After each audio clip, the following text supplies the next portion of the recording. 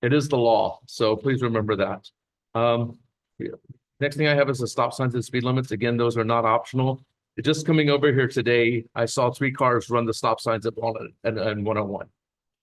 So it's like, what's going on here? So why are people just not doing that? So please remember that those are not optional.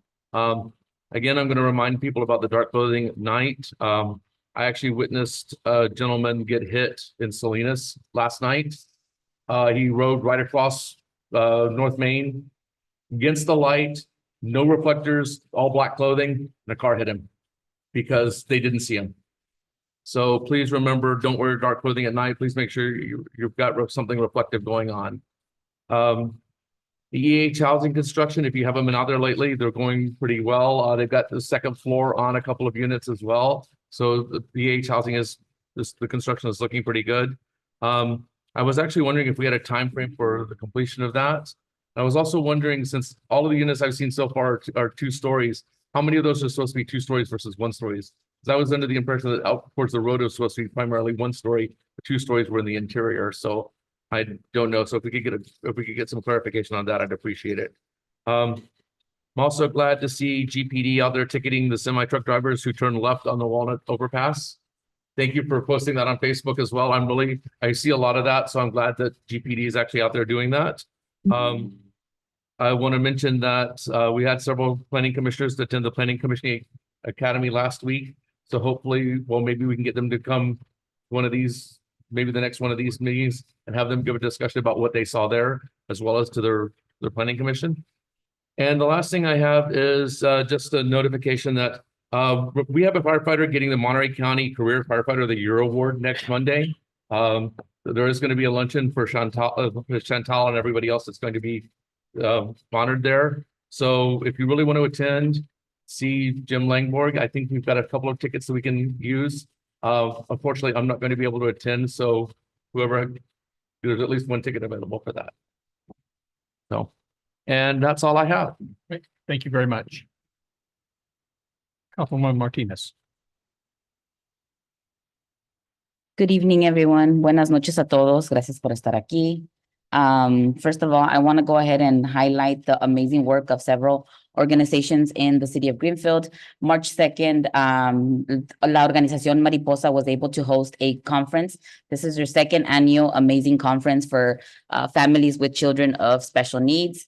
And it was hosted at Vista Verde Middle School. It was very well attended. It just doesn't work. It doesn't benefit just the Greenfield community. It also helps the folks from King City, all the way up to Salinas. So it's a beautiful event where we bring all these families together. I know that other agencies have started to partner up, like the Greenfield Union School District. They allocated the facility for them, but City Manager Wood, I was going to ask if in the next year, if the city of Greenfield could help with this organization as well, either with raffles, having a presentation on behalf of the city, but just really being out there and supporting this amazing organization, because once again, they've been here for many years. They have a new name now. It's Organización Mariposa. And again, it just benefits our children with special needs. And many of the conversation that came up was also regarding something that I've talked about, and I know many of my colleagues have as well, including you, Mayor, the parks. When are we going to have those parks adequate for their children, not just certain children? So that's something that I told them it's in the works, but it would be very beneficial to continue this partnership and hopefully have a presence there next year. And so just wanting to highlight that amazing organization. Another organization that has been doing amazing work has been Líderes Campesinas. They were just out at Patriot Park 2 weeks ago, helping just farm workers that were affected during the whole pandemic. There's still money available for them. I know they've been getting like a $600 stipend. So if you know anybody that was impacted because of COVID, you're still allowed to be able to get that help. So make sure that you connect with any of our Líderes Campesinas from Greenfield, and that help is available. So just kudos to them. Thank you, Chief Mixer, because I know that during tragedy you were there. You've been supporting King City Chief and very helpful with the department in general. And I think that's exactly what your department should be doing. So I just praise your commitment and your rapid response more than anything. So thank you for that. Cesar Chavez. So I was at Cesar Chavez doing career day, and I love doing career days because you really get to hear the children and hopefully the next future leaders, council members, mayors.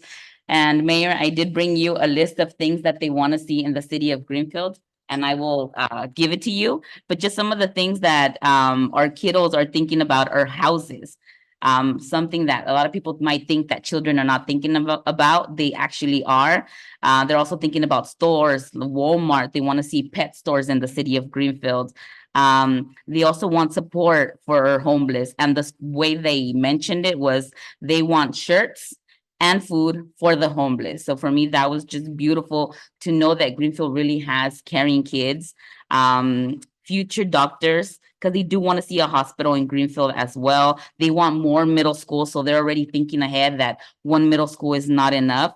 And I just want to highlight the fact that this one little boy, I'm not going to put him on the spot, mentioned when I asked them, what is it about Greenfield that you love, right? Because we're not perfect. King City's not perfect. Soledad's not perfect. Greenfield's not perfect. But there's things about Greenfield that we all love, the heart of the valley. And this little boy mentioned his parks, because he's able to do his barbecues. He's able to purchase his meat at Rancho San Miguel and do barbecues. And I just thought that was the cutest thing. But it really highlights the folks in our community. So Mayor, here's your list of things to do, and All right. go visit them at Cesar Chavez and make sure that you do a couple of those things that they requested. And just kudos to the team at Cesar Chavez Elementary. They're doing an amazing job. Career Day was just phenomenal. I also want to talk about our seniors at Magnolia. I know I haven't mentioned them in a while because of certain situations, but the conversation is there again. The students knocking at their doors, harassing the seniors. And so with that, City Manager Wood, I was going to bring up the whole partnership with the Greenfield Union School District. Again, working, because I know that it has to be a teamwork. It just not the city of Greenfield, but it has to be the district, the team from Vista Verde and the surrounding schools to really make sure that we are able to support the seniors. I did reach out to Chief Mixer and made him aware of certain individuals visiting our seniors late at night. I did get a couple of phone calls. They were being visited by random strangers at 8 p.m. So if you have a senior at Magnolia or Los Ositos, please care over them. A phone call away, I mean, it helps. But there was an individual going around saying that they work for PG&E and the city of Greenfield, and late at night harassing our seniors. So this senior was very active. He closed the door on them. He called me, and I was able to let Chief Mixer, and thank you for responding to that, of saying like, hey, I'm going to do that extra patrol. But just as an FYI, that was happening to our seniors at Magnolia. And I will end my comment by saying that I know there was certain controversy with me missing the last meeting. I do work a lot, and I am the provider of my household, and an emergency came up. My husband ended up in the hospital, and so I was absent, and I know that there was controversy. And if the colleagues, some of my colleagues did not want to excuse my absence, that's okay. But I do want to let you all know, colleagues, that I will be missing whether you guys approve my absence or not, but I will be absent on the next meeting, the 26th, because my husband is having surgery, and as a wife and as a mother, my duty is to be by my husband's side. So that's where I will be, and I will not be disclosing any other details because I'm already being harassed enough, not just here at the council, because I'm pretty much the one that everybody loves to pick on. But also in my work, I've been receiving harassing emails and phone calls. And so with that, I want to maintain my husband's privacy, but yes, just letting the council know. And with that, I end my comments. Thank you, Mayor. All right, thank you very much. Councilwoman Ortiz.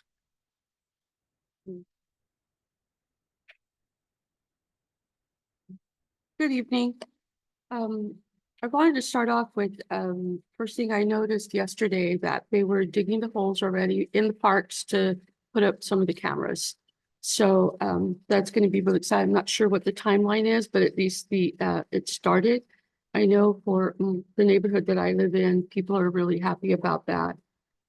We have a lot of activity in the park in the nighttime. A lot of people, we live in a cul-de-sac, so there's really not a lot of people that should be going up and down the street or at the park late at night when it's dark. So it's really going to bring a sense of security to my neighborhood and to all the other ones that the cameras and the lights will be placed in the park at. I went to the vigil after our special meeting the other night. I went to the vigil in King City.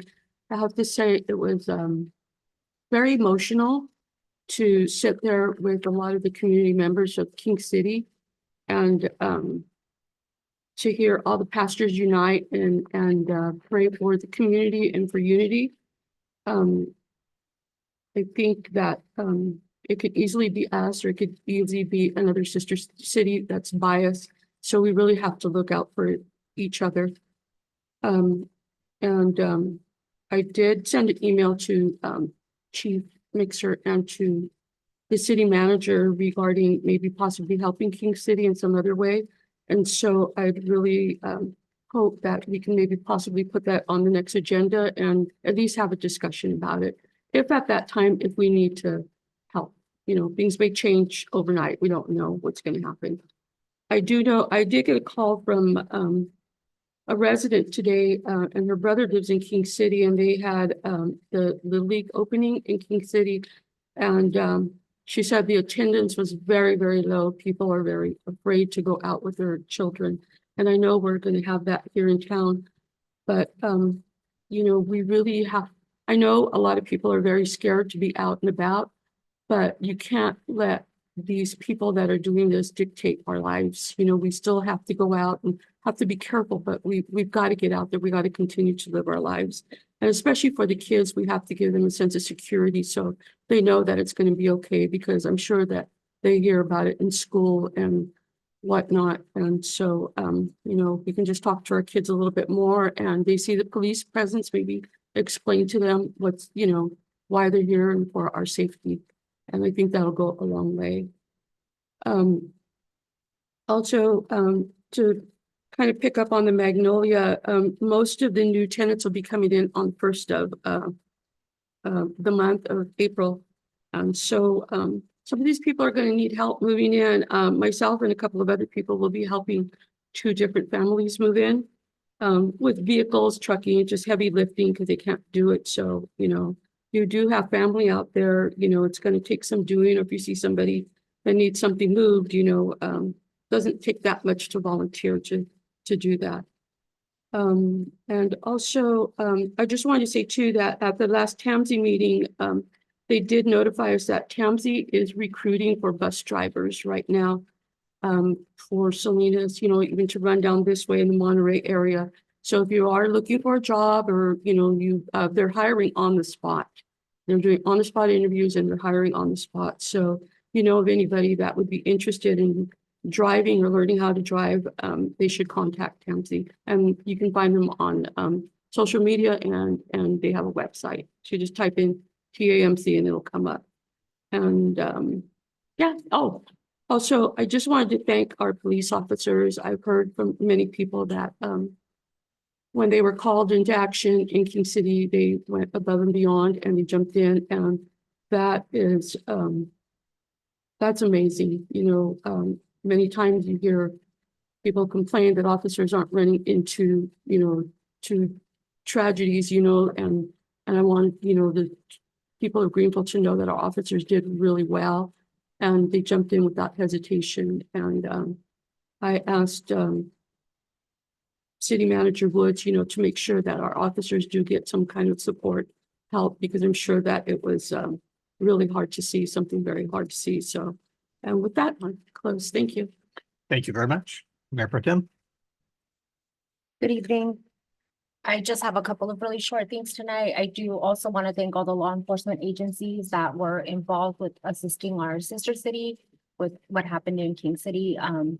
And of course, our hearts go out to everyone impacted by those tragic events. I also wanted to thank Manager Wood for putting out the council meeting highlights video. this week I saw it on the city pages and on Facebook, so thank you for that. And I saw that it was viewed like over 600 times already, so yay. And so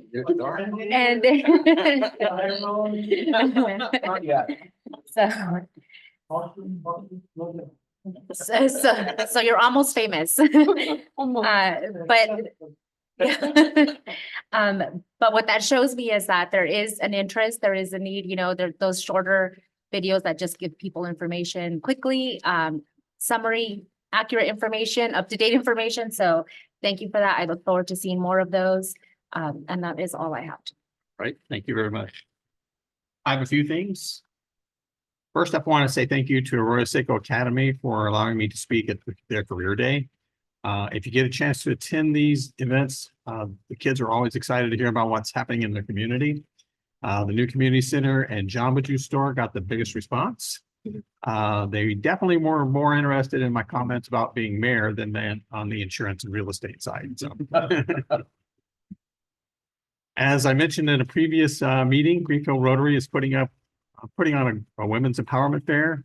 It's being held at the Greenfield Memorial Building on May 18th. It will feature motivational speakers, workshops, free school supplies, hygiene products, workwear, and books. We're looking for sponsors for the event. If you'd like to donate, you can reach out to me or the chairpersons of the event, Adriana Granados or Noelia Rojas from the Greenfield Rotary.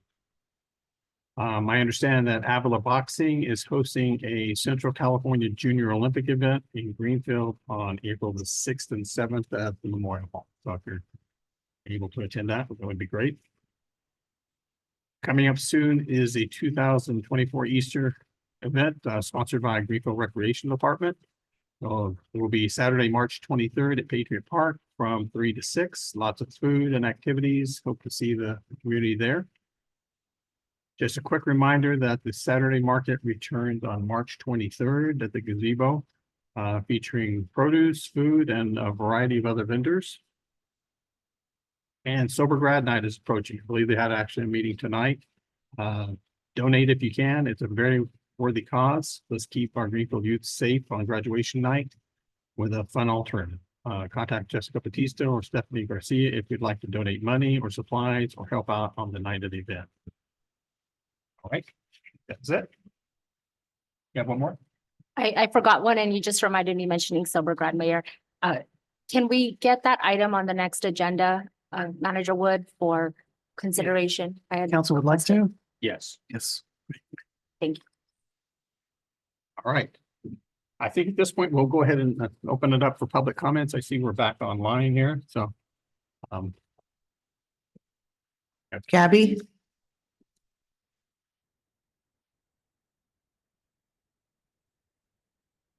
Can you hear me?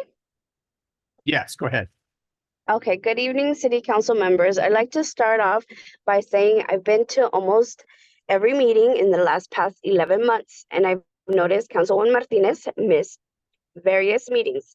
In any professional job, you are only given a few days so that your quality of your work isn't compromised. Councilwoman Martinez has gone through a lot in the past year, and I understand why she may have missed meetings. But at some point, you must decide to step down of your responsibilities if it affects the community. Whether you are paid $300 or $3,100, you all have a job to do, and you should all hold each other accountable. I know you're currently reviewing policies, and this should be looked at closely so it could be fair to all, who miss, and have a uniform way of deciding what is fair, what isn't fair, as well as your policies around how you all conduct yourself on social media platforms. This should be reviewed and updated. Councilwoman Ariana, I admire the profession you are in as a counselor at a college. You are a role model. And as a city council woman, you are also a role model to many. Every decision you make and every time you decide to speak up, and when you are silent, you're taking a stance. As a leader, you are responsible for your actions. Accountability is uncomfortable but necessary for growth if you're able to accept your shortcomings and make the necessary changes. I may be a lot of things, but one thing I'm not is reckless with my words. My words are passionate. My words are relentless. My words are seek justice, and my words are strategic. That is why I use survivor instead of victim to empower and to focus on healing. Although I may not know or represent all survivors in my 6 years of working in a professional capacity supporting survivors of child sexual assault, I know not one survivor would appreciate a councilwoman writing a letter in support of a child sex offender. It is Women's Month, and it is not only about hosting workshops and rallies, it is about showing up and changing policies to protect children. And I ask you all, what are you doing about bringing resources to the community? Lastly, I ask, what are the statistics from the Greenfield Police Department on child sexual abuse to provide to the community and start advocating and protecting the community of Greenfield? Thank you. Thank you for your comments. Beatriz,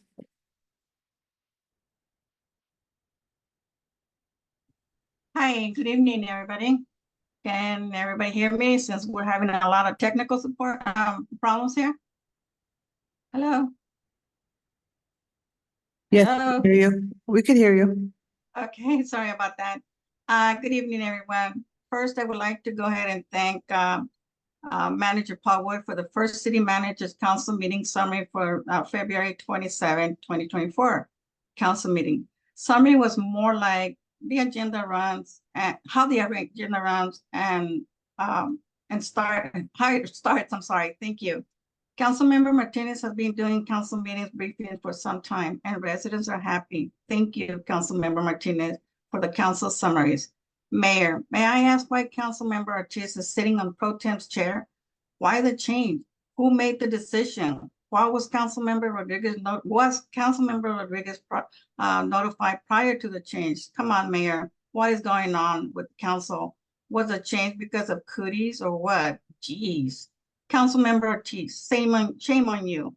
Your vote to not excuse Councilmember Martinez was a poor excuse. You stated that you had seen Councilmember Martinez on social media earlier, and that is why you voted no. Why Councilmember Tipton voted no? It's questionable. That was poor judgment of you, Councilmember Ortiz.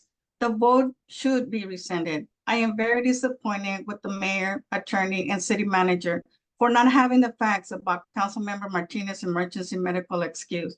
Now, as for Gabby, Serrato, Long, whatever the name she goes by, she's not a resident of Greenfield. We have an interpreter during our meetings and her mother wishes to come and comment. How much more is the council going to allow her to talk about Councilmember Martinez? Court is over, for God's sakes. City does not have nothing to do with this. I hope that she is just as valuable for her city on council meetings and trying to fix things out there. She should stick to her own city. Thank you. Thank you for your comments.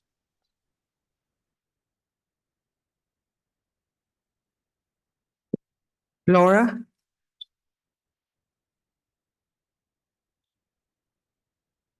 Good day, City Council.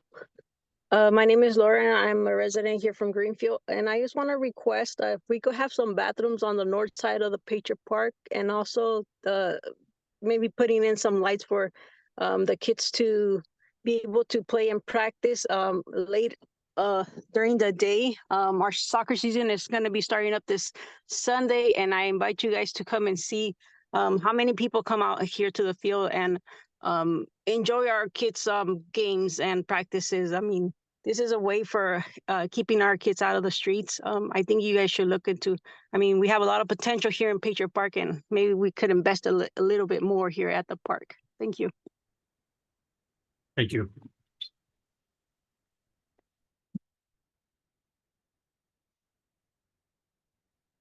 It's Patsy. Patsy, we will call on you during the Red Cross proclamation. Right, very good. Any other public comments? If not, we'll move on to the consent calendar. All matters listed under the consent calendar are considered routine and may be approved by one action of City Council unless a request for removal for discussion or explanation is received prior to the time council votes on the motion. Do we have any public comments on the consent calendar? Not, will we have anybody that wants to pull anything, or can I have a motion on this item? Someone. Motion. Been moved and seconded. All in favor signify by saying aye. Aye, opposed? Thank you. Motion passes. All right, item I1, a proclamation proclaiming March 2024 as Red Cross Month. Let me read the proclamation.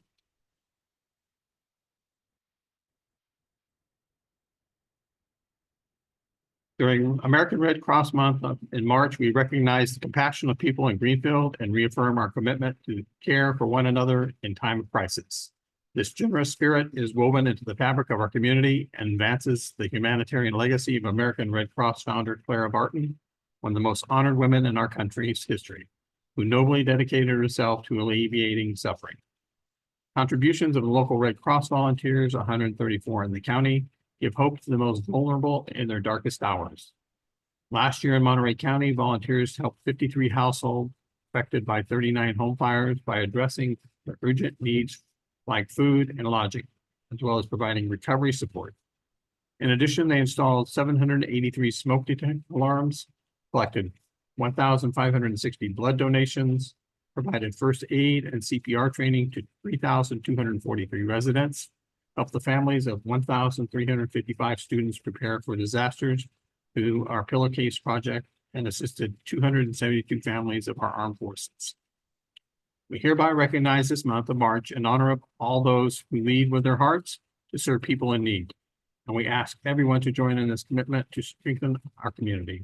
Now, therefore, I, Robert White, Mayor of Greenfield, by virtue of the authority vested in me by the laws of Greenfield and California, do hereby proclaim March 2024 as Red Cross Month. I encourage all citizens of Greenfield to reach out and support its humanitarian mission, and witness hereof I have signed below. Thank you. Go ahead, Patsy. Thank you, Mayor, City Council members. My apologies. My intent was to be in person, but traffic delays coming from the Bay Area. But I thank you all for proclaiming this month, Red Cross Month. Just happy to report that we will be out there in the month of May installing more smoke alarms, making more homes safer, along with our partners at Greenfield Fire. And we will be getting the flyer out to city council members to be able to spread the word. As far as blood donations, we appreciate any blood donations. It's always critical. 1 unit saves 3 lives. And the fact that preparedness should be #1 for the city. So we'll be working along our fire department to also bring more preparedness presentations, both at the school level and into the community as well. So I thank you very much.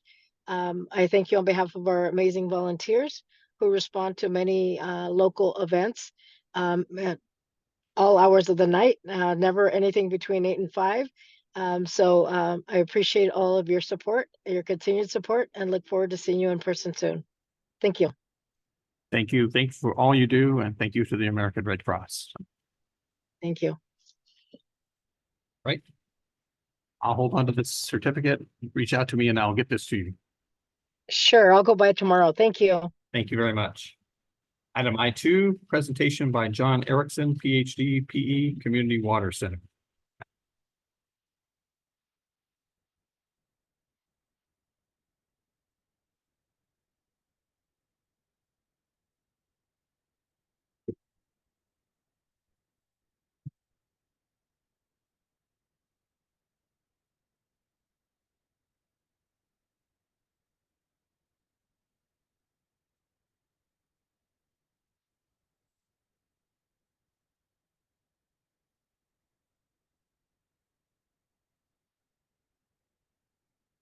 Good evening, Mayor White, council, city staff, and members of the public. My name's John Erickson. I'm with Community Water Center. And appreciate you having us here today to talk some about the drinking water issues in the Walnut Avenue area outside of Greenfield. And with that, I'd like to pass it to Saul Cardona, who's going to talk a little bit more about some of the drinking water issues they're facing in that area.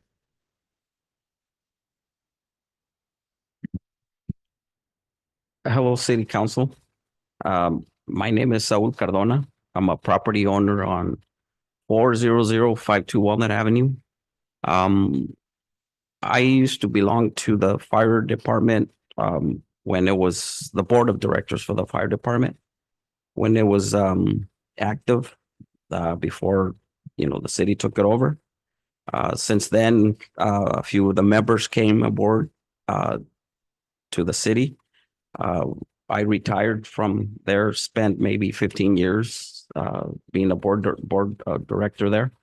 The issues that we have and some of our property owners, neighbors, is that my well tested back in August and showed very high levels of nitrates and something called 1,2,3 TCP. My neighbors also have been faced with the similar contamination issues.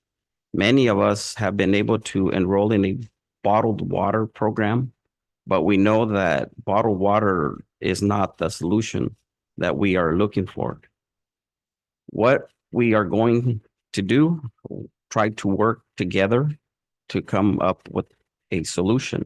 So we've been getting organized and are interested in working on a long-term solution. As we organize, we want to make sure that the city council, the public, and others are aware of the issues in our area and continue to build partnerships so that we can find a solution that works for everyone. Thank you. Thank you. Thanks, Saul. So as I said, my name is John Erickson with Community Water Center. We're a nonprofit, and we've been working alongside the residents and property owners in Walnut Ave to learn more about the drinking water issues there and start working together to look for a solution. And really appreciate you making the time to hear from us and community members tonight, and hoping we can start early in this process and make sure as we look for solutions, include the city's input and just all the knowledge that you all have in city staff. So as you can see there we go. As you can see in the map here, the Walnut Avenue area and 12th and Pine area is kind of just right outside the city of Greenfield. It's about 52 households across about half as many parcels, and an estimated about 250 residents living there. And you can see it's kind of right outside the city. Actually, quite a bit of the area is within the city's sphere of influence. And actually one property, I guess, lies just within the city limits.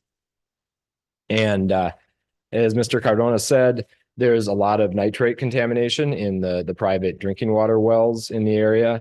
All 9 wells that were tested recently in the project area have nitrate levels above the maximum contaminant level, which is the legal limit for drinking water. And this is a serious health risk and really definitely a big health concern. You can see in the graph here too, that red line is the MCL, and a lot of the levels are not just above the limit, but very far above the limit. And again, as Saul said, there's also 1,2,3 TCP contamination in many drinking water wells in the area. Of the 9 that have been tested, 6 wells have levels of TCP above the maximum contaminant level. And you can see from the bars on that graph, some of them are very far above the legal limit. And TCP is a known carcinogen, and also, unfortunately, you're exposed to it not just from drinking water or cooking with water, but also from just taking a shower and inhaling water vapor. So in this case, unfortunately, water or bottled water is not a solution for 1,2,3 TCP. So I think you all are probably pretty aware of some of the drinking water quality issues and groundwater quality issues in Monterey County already, and maybe aware particularly of the Walnut Ave area. But really what we want to talk about today more is starting to work together to look for solutions. And fortunately for that, there is quite a bit of funding available right now through the state.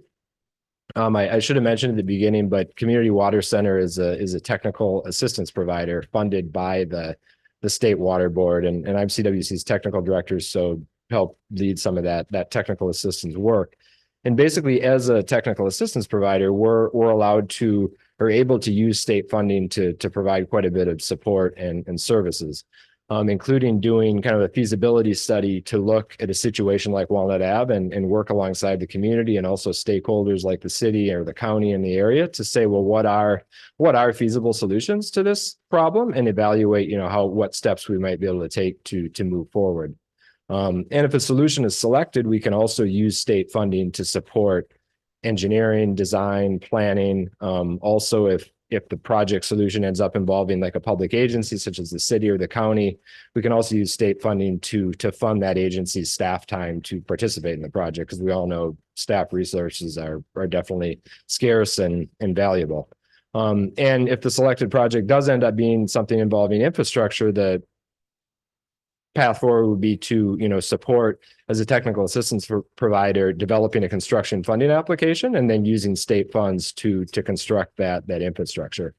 And for some projects, like if it's a consolidation project, so connections to a public water system, then also the state currently is offering some incentive funding for that.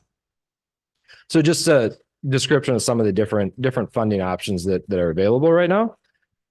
Really though, we're very early in this process, working with the community and looking at trying to understand what different solutions there are to the drinking water problem there. So appreciate this opportunity to speak to you early on and try to, start figuring out how we can work together along with, the county and residents and other stakeholders in the area to just figure out what the array of possible options are.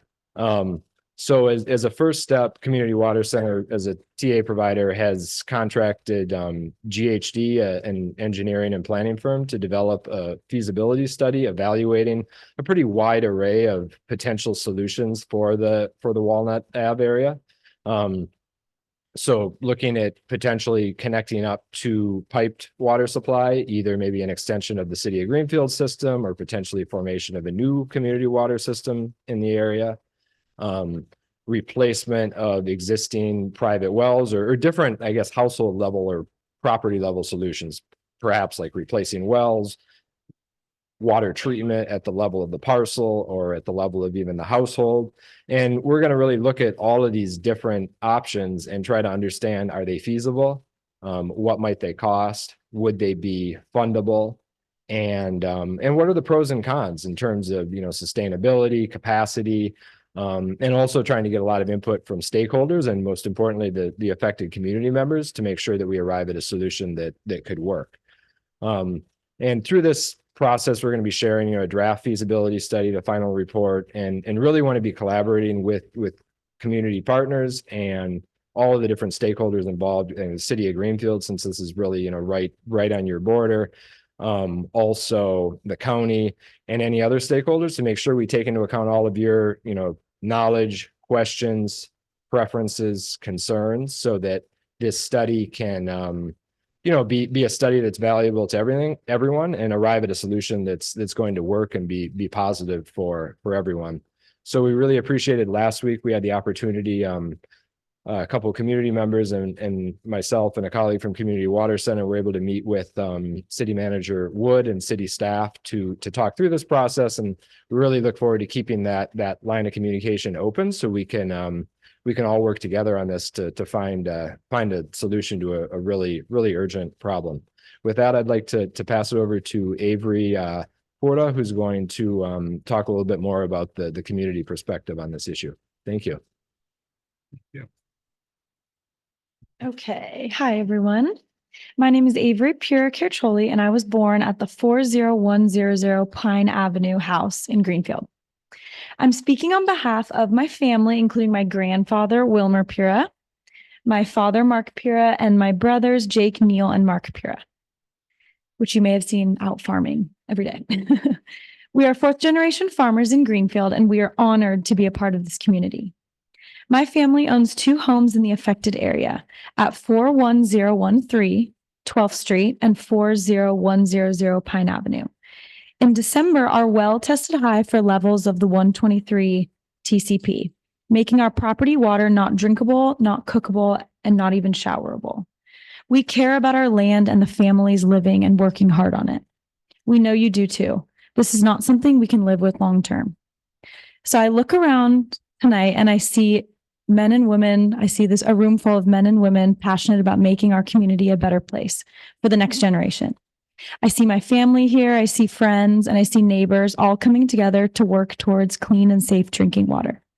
We, the community, look forward to working alongside the city staff, council members, and other agencies and stakeholders not here today to find a long-term solution that is advantageous to all of us and Greenfield as a whole. This community and its people have provided so much for all of us, and we should be honored to take care of it. Thank you.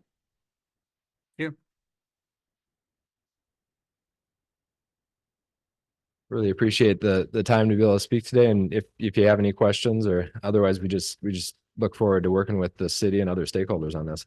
All right. Thank you very much. All right, we'll move to item I3, update to the Welcome to Greenfield signs.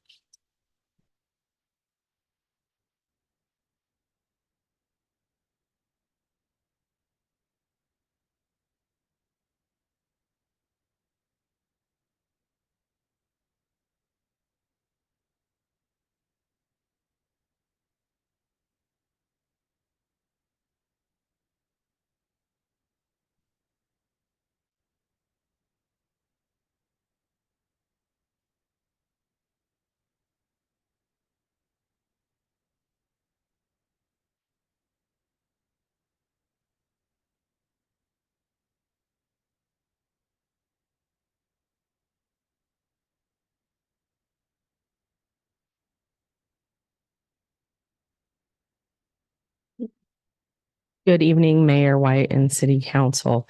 I did want to go ahead and give you another update on the Welcome to Greenfield signs.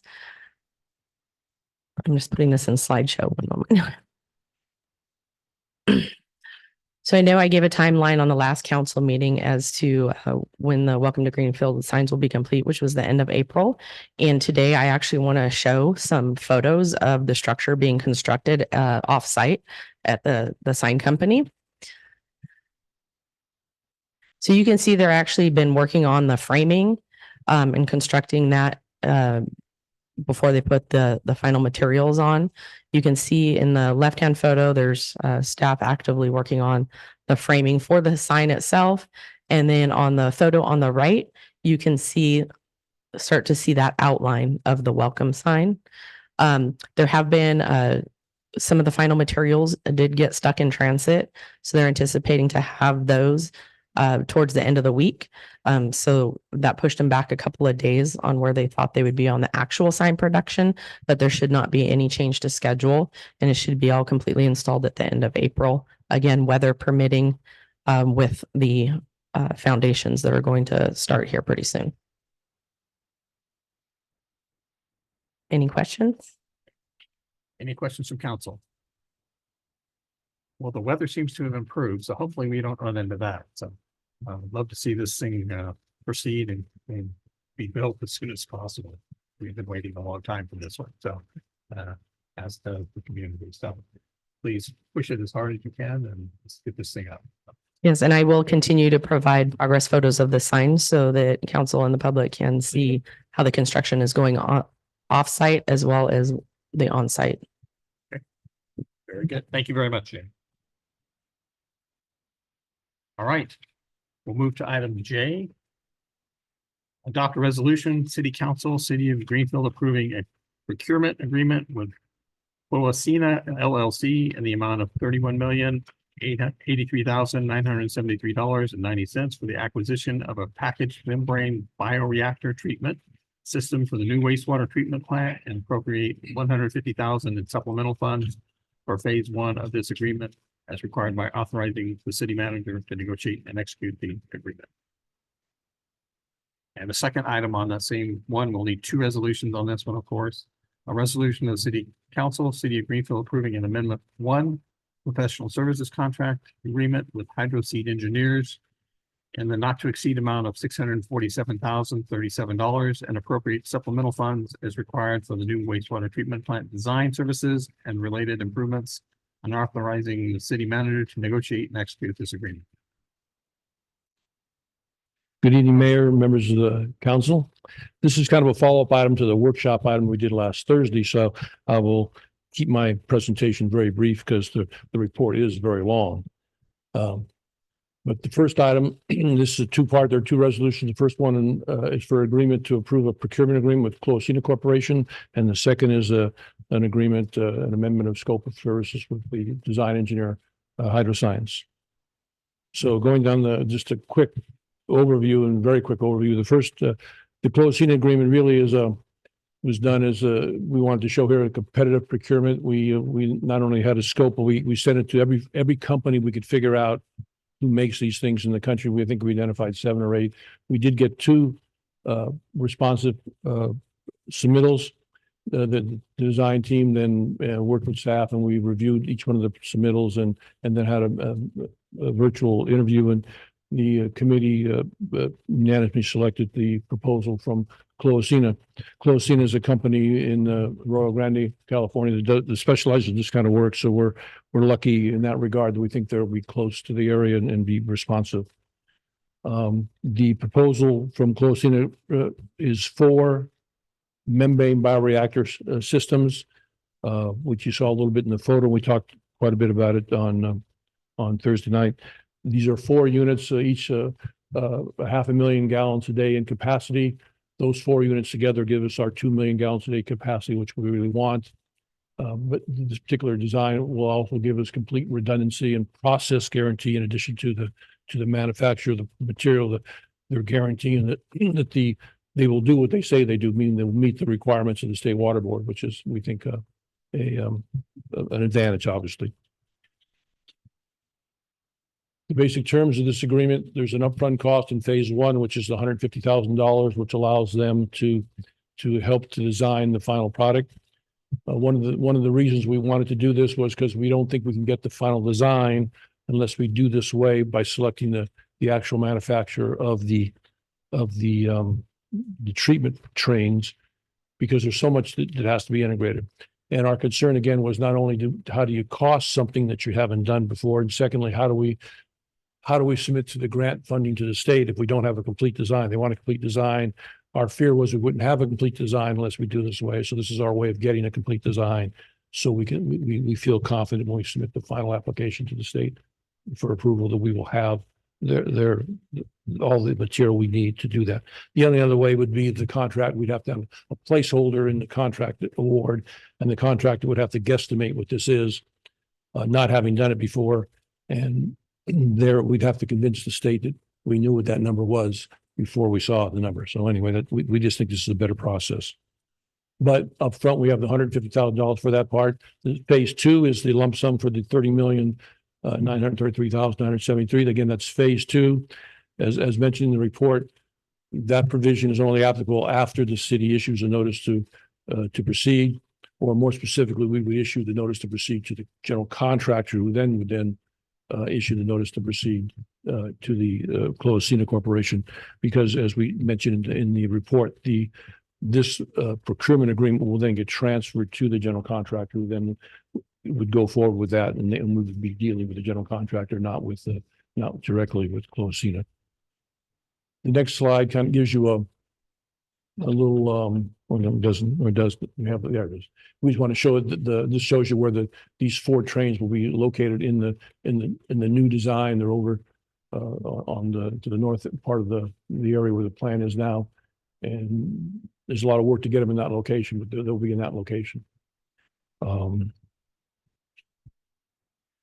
I mentioned that there was the 2 phases, and the second one was not applicable until after we actually award the contract. It means we have final approval as well.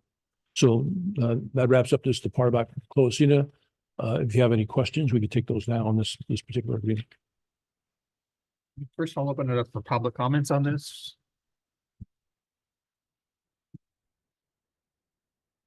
Seeing none, I'll bring it back to council. I'm wondering about one quick question. If you look at the site plan, it looks like it shows 4 units there. Is that correct? Yes.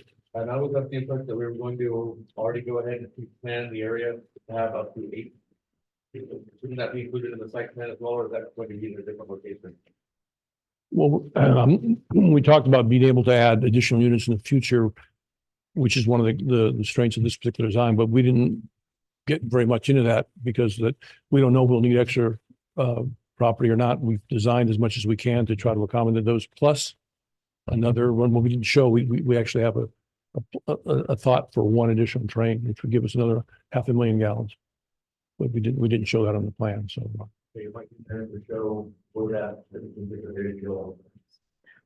So Councilmember Tipton, the 4 treatment trains that are shown on the site plan are actually up for the 2 million gallons per day. One treatment, it's basically 500,000 gallons a day, which is one treatment train, will not really be in use. And currently it would allow us to put that one in use to take another one out of service for any maintenance. So we do have plenty of capacity at the time for quite a bit of our future growth. It would be, I couldn't even count the years until we would need to add future trains. But it's such a modular system that we would be able to manipulate our current site plan to be able to accommodate those. We're just not showing them on this plan because for the funding, we need to show what we are building now. So what is our current capacity? Our current capacity for permitting is 1.5 MGD. But we typically can get anywhere between 1.1 and 1.3 MGD in a day. That's including rainy weather. Sometimes it's a little higher in the rainy weather because people are home, maybe not working outside. And as you know, we still have the infiltration issues. They're much better now since we've been working on the rapid infiltration basins. So really, we're mostly at capacity. We're close to it. We have had close to up to 1.5 MGD in what we call the high flow volume, which is just sporadic. It's not all day. So we have had that would record as it would be 1.5 if it were to go all day. Any other questions? I have a follow-up to that because I feel like now I'm confused a little bit because I pulled my notes out to read what I had written about on our special meeting. We were told we were buying 8, or did I write that down wrong? Because I wrote the picture you were showing me said this is 1 and we were purchasing 8. No, we're only purchasing 4 trains, which is shown in the report, shown there too as well. I don't know. I think there was some confusion maybe that there, and Tony, correct me if I'm wrong, is there's 8 containers per train, 8 or 9?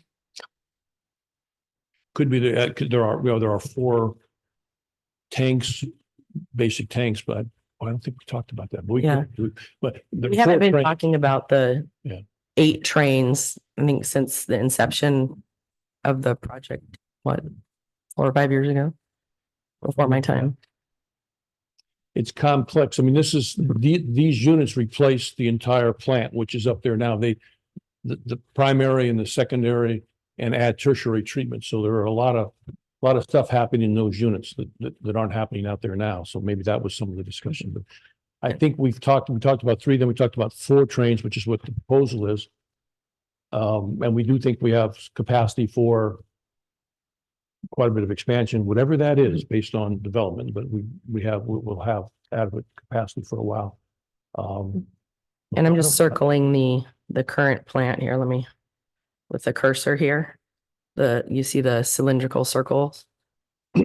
This is the current plant here and its capacity.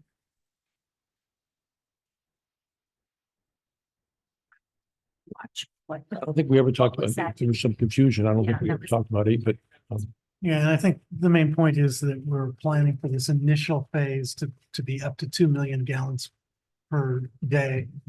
And of course, this is 3 years in the future, something like or that. so, yeah. We'll have development. Right. So we're going to probably be over 1.5 million gallons a day. And so we should be planning at some point for at least another module because they're half million gallons each. So So I'll say by the time this is completed, we will probably not have that unit as downtime. It'll probably be part of the operational. This will probably be over 1.5 million gallons a day by the time the completion is completed in 8 years. No, not 8 years. 3. Well, we think If everything goes smoothly, 3 years. And we are, looking at other ways to help our processes, which we've rolled out our FOG program. We've sent notices to the restaurants. We're going to be doing training, classroom and field training for staff to be able to do inspections and bring people into compliance. We're working on developing our pre-treatment program that's due next month. So there's a lot of other things that are going into the wastewater treatment and collection side that will assist the processing of the plant, of the wastewater at the plant. As Councilman Tipton mentioned, though, we are growing. So there's plenty of space there for additional units if we decide, in the future that those are necessary. So the way that it's going to be planned out currently is it's not like an immediate plug and play, but we can manipulate some of the area and the site to be able to accommodate more trains as needed. Otherwise, there's a possibility of acquiring some other property adjacent to the plant as well. Also, for those of people that were not at the meeting last week, we're not spending the $31 million at this point. We're doing the 650,000 and the 150,000 to move the process forward. Is that correct? That is correct. So the first staff report resolution is for the 150,000 for the Closina group to coordinate and facilitate the rest of the construction drawings with our design consultant, Hydroscience, because we are not sure, how that would all plug in. And so they're going to be working together on the engineering to get a full design. So that's $150,000. Just shy of 31 million is not committed at this time. It's a placeholder and a number with a CPI index. Once we have full drawings and hopefully a grant award from the state, Commitment from the state. then we'd be able to put that out to bid for a general contractor. And once that general contractor is selected and that's awarded, that general contractor would then take over the agreement with Closina and then issue a notice to proceed for them to start construction. And that's where the almost 31 million would come into play. The 800,000, we do have the funding for that, correct? We mentioned the other meeting, but. Yes, we do. Yes, we do. Okay. Also, the end product on this facility also meets our water quality standards that are being set, correct? Correct. Once this is constructed, we will be in compliance with all of the effluent numbers with the water board, and we'll be in compliance. I just wanted to go ahead and mention, Mayor, if I may, since you got the grant out of my mouth, that's something that I wanted to talk about. But I know that we want to be in good terms with the water board, right? To hopefully get that grant. And having folks from the community water center that came and gave that presentation, wouldn't that give us leverage with the state water board as well, knowing that we're being good stewards and we're working to help 200+ folks have clean drinking water? I think that would be a great partnership, and that would really send a statement. And knowing that the community water center has that connection with the water board, I think putting in a good word for us. I own two sides around that, and you can window down the bottom, your first smell comes back. You gotta take care of that. All right. Thank you. All right. Any other questions, or I will entertain a motion to adopt on these two agenda items. Did you, I'm sorry to interrupt. Did you present on both items? No, not yet. I was, Oh, so just if first. you, adopt the first resolution, and then I believe staff has a presentation. Second. Oh, okay. Ready. And just so I want to follow up on Mr. Tipton's question. Remember, and we talked about the plan. We've been doing this for 6 years. The planning that we did with the Corolla Group and the Wallace Group includes the growth of the city plus some advice. So that's why we believe the 4 for now gives us 10, 15 years, unless the city makes a dramatic change in its general plan. And we couldn't plan for that because, as you know, on all these agreements, we have to use the city's general plan as the document. So otherwise we could be growth inducing and a lot of other things. So we're in full compliance with our general plan. unless the council amends the general plan, of course, which, you know, then we'll go back and do this again. But right now, we're in full compliance, and we believe there's substantial capacity here for the foreseeable future based on what we think could happen. But, you know, anyway, we think it's a good plan for that reason, and it's based on all the documents that are currently in place that we're required to use. And we believe that'll come out in the environmental document as well. So, So your motion was for item 2024-20, is that correct? Have a motion and a second. All in favor signify by saying aye. Aye. Opposed? Motion passes. Now we'll move to 2024-21. okay, which is the expansion. Okay, the second item is an expansion of the scope of work for the design firm. And we talked about that in the report. I think maybe one way to talk about it is to talk that the original design that we or the estimate of the project was about $50 million back in 2020. But when we actually got into the design and something's called the basis of design, where you see everything you're going to have to do. And then we said, oh, gee, there's a bunch of studies we did. Those studies produced additional work that we had to do, which we delineated in the report. Another way to look at that is you look at the current estimated project costs. You can see that we're a little over $96 million. So that kind of gives you a flavor for the additional work that was added by the process. The additional facilities planning work, the work for all. The biggest items are probably we found that the soil report said you need to dig out and recompact the soil that's there, and then add some additional engineered fill to protect the plant from potential liquefaction and other seismic events. So we had to do that. That was a big cost. By that, there was the issue of the part of the existing plant is in an undefined floodplain. So we had to go through and say, oh, we have to figure out what the flood elevation is and then raise the plant above that elevation. All that took some studies and created some additional work.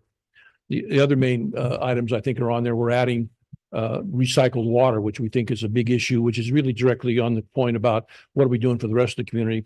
Using recycled water wherever we can for the irrigation would be a major improvement for the areas around the plant. We're adding full infrastructure to provide recycled water around the plant. There was some discussion, other communities have tried to do more than that. The thing that's in our design is we used how much recycled water could we generate. This particular design that we have will use all of that water. So we couldn't expand it to go to the other side of the city because we wouldn't have the water to send anyplace yet. In the future, we could do that. And it's critical because some of the people tonight talked about, but we certainly aware that the existing groundwater is challenged in many locations in the city and around the city. We're doing our best to try. One of the things that'll come up sometime in the future, your future, perhaps some of us are too old for that, but it'll come up.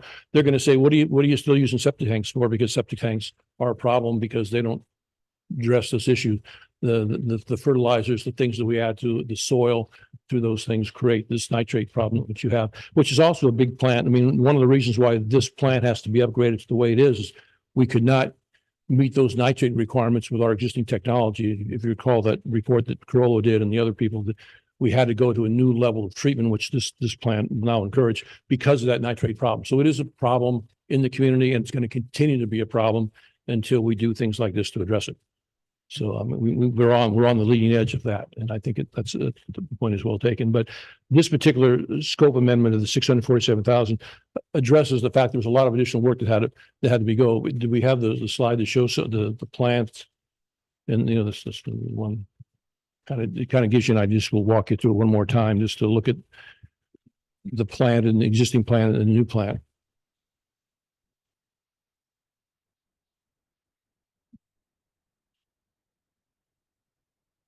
As we're trying to pull up that exhibit, we in addition to the plant, we found through the preliminary design that we had to pull up. We had to I think it's the next. There you go. We're getting close now. That's the next one after that. There's two after that, I think. Jamie, there we go. Next one. There we did that. Okay, this is where we are. The next there. This shows you. This is the existing, showing kind of in the middle, if you will, is where the existing plan is. One of the other things that increased the design was and makes this a challenging project is we have to design and build this plant around the existing plant. The existing plant has to be fully operational, which means all the things, you got to get in and out and do the stuff we have to do while the plant's being built around it. Until that one is fully operational, this other one has to be fully operational. And that just, it makes the complexity much more. It means the design complexity where things had to be located, couldn't be located in other areas because the existing plant is there and you can't take them out until the other one is fully operational. So that just makes the construction phase longer, makes the design a little more complex, and added a whole lot more to the scope of work that wasn't immediately obvious in the beginning. So that's one of the main reasons for the increase in design. But looking at this, you can see that's the next one kind of shows where we've now we've added those other new facilities, including buildings for the administration, buildings for the storage of chemicals and the mechanical maintenance. You see in the middle, if you can see a little square in the middle, that's our backup generator, which we need to have for full-time backup generation in case it goes off, and a whole new power system. We had to move, as you can see, move the storage ponds and the equalization base on the other end. That's a whole lot more that had to be located around the existing use, so we can come back later and build it. So that's part of it. And there's a lot more to it. In addition, there's the additional mile of pipeline for the recycled water, plus the recycled water treatment. And then there's considerable amount of improvement. We have to put new potable water to the plant because currently the plant doesn't have potable water. So we're going to have to connect somewhere near 2nd Street or Thorn Avenue there and run the new water line down Walnut Avenue to the plant to get the full drinking water. Although when we're done, the water coming out of the plant will be very close to that same standard. So, but then we have to, of course, rebuild Walnut Avenue, which, as you know, is not in very good shape. So because of the additional traffic and stuff, we're going to essentially have to grade and pave that road for about, a mile. So that's another big improvement that wasn't there, but needs to be done. So those are some of the costs. The Regions is up, and you see on the next slide, which should be the overall. Okay, we've seen this one. Go to the next one and see the overall. Gives you an idea. Here's the plant itself, the buildings and the treatment facilities. That little area on the left. This is kind of shows you we have the ponds all the way over on the right, and we've got to connect new pipelines from the plant to the ponds, and then from the ponds, which is where we think the recycled water will come from, goes all the way back down. And with this design, we will serve all the almost 300 acres around the property, which is prime agricultural land. That'll all be have available recycled water, which is a major goal of the project. Anyway, so we've Ms. Toole and I have reviewed, and the staff has reviewed the submittal from the design engineer. We think it's reasonable for additional work, and we recommend approval. All right, thank you. Do we have any public comment on item 2024-21? Being none, I'll bring it back to council. Any questions from council? Then I'll entertain a motion on that item. Move to approve. The motion, do I have a second? The motion did second. All in favor signify by saying aye. Aye. Opposed? Motion passes. Thank you. Do we have two motions or one? We did. We already did the first one. We did. Perfect. Thank you all. Thank you. Item J2, adopt a resolution of the City Council, City of Greenfield to supplementally appropriate $227,900 for the fiscal year 2023-24 for public works expenditures. Staff report, please. Thank you, Mr. Mayor. Item before you is to make budget adjustments to the Public Works Department that were either unexpected at the original budget adoption or that were subsequent requests by city staff or council. This is part of our mid-year review of expenditures. The Finance Department reviews current spending to be forecast how the remainder of the fiscal year will look. We found a number of items. You'll take a look at the staff report. Basically shows $227,000. Around 80,000 of it is related to energy, electricity.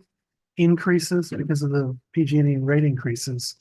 We also have a $6,000 supplemental appropriation to purchase banners, 38 banners for the downtown banners on ECR. Another 30,000 for the water utility, $1,200 for the completion of dog waste stations that the council had requested. We had done 3 or 4, I believe. And so now this is to finish up the parks. So we have dog waste stations.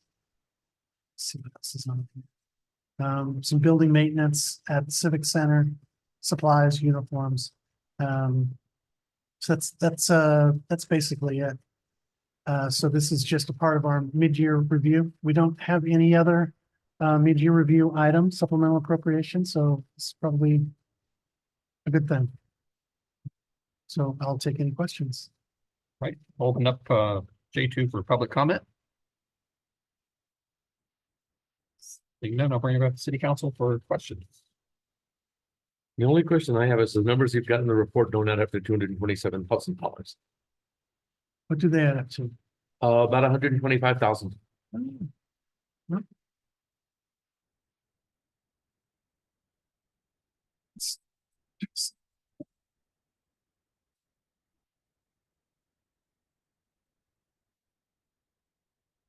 Well, let me, you know what they are, Jamie, offhand?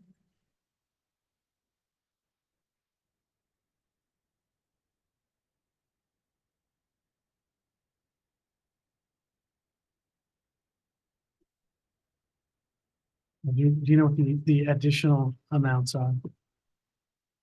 Because I think the electricity adds up to what we thought it was. Right, you supplied the 227 and the breakdown, so do you know what the difference is? 111 on electricity. Or what it is comprised of?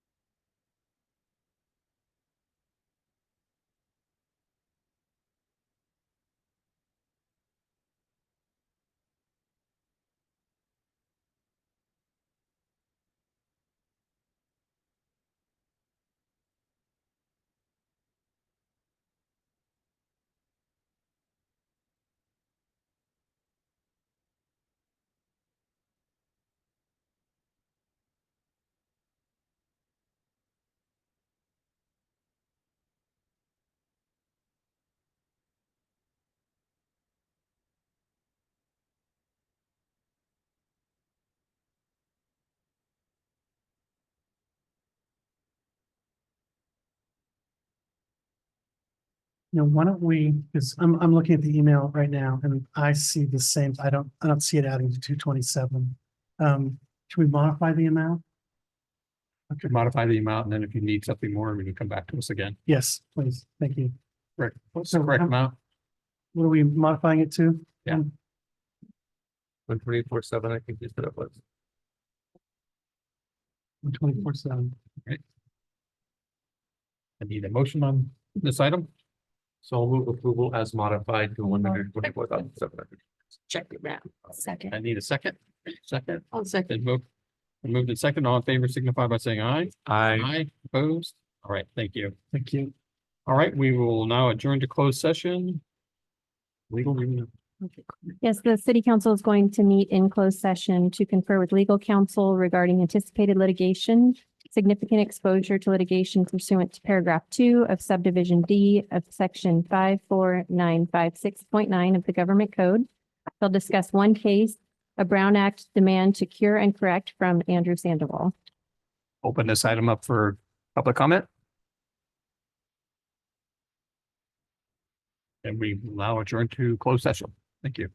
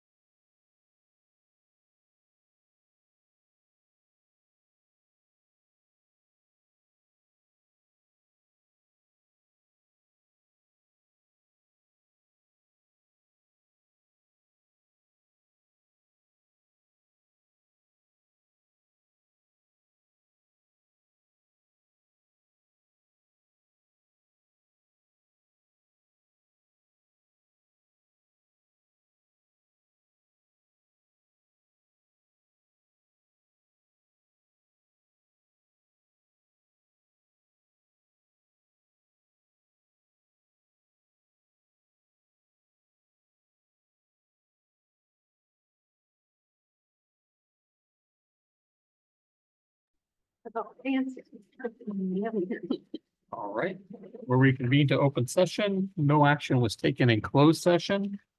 We will now move to city attorney report, I have nothing to report. city manager report. Just to say, I attended the career day as well. Lots of fun. I had fourth grade. Those people are crazy. I love them though. They're awesome. That's it. Thank you. All right. All right, thank you very much, council. Meeting is adjourned.